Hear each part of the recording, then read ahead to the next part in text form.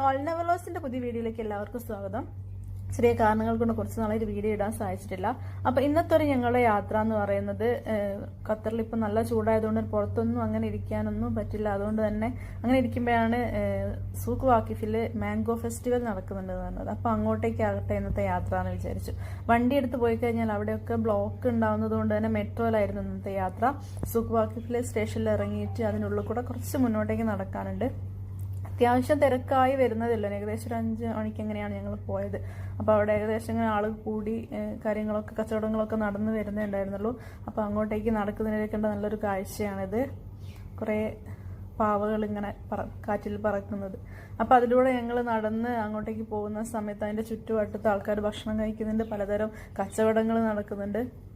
അപ്പം ഇവിടെയാണ് Indian mango festival നടക്കുന്നത്. ഞങ്ങളീ പോകുന്ന ഈ ഒരു എൻട്രൻസ് കൂടെയാണ് ഉള്ളിലേക്ക് കടക്കേണ്ടത്. അപ്പം